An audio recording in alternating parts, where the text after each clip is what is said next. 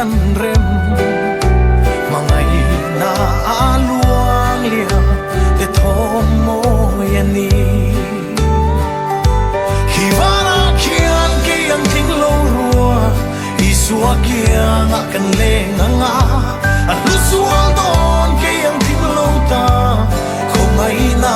vang at isen lua sa tuanin kan fak ning lo chan dam tu mangai na ro pui helia zong kan rum kan trap le thi lungai mang an na ten min ne fova ha chol na tu zong in kan van ruaya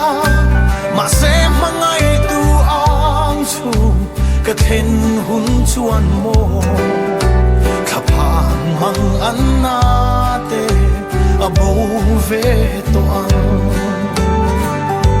kiwana kiang kiang ting lo rua isua kiang akan le nga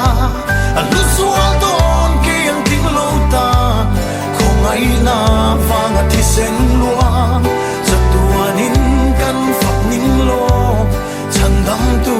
mangai na ro pui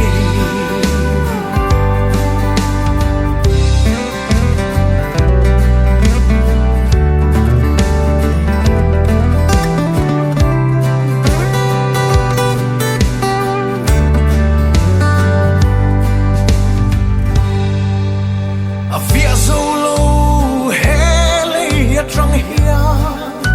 eng ti ana sa hian nge mo min mangai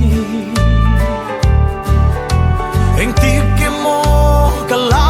theng ve anga chu tin sak lo ki ang hi min kwang kwa ni chua mangai na vang hian mo mi tui aluang nge yang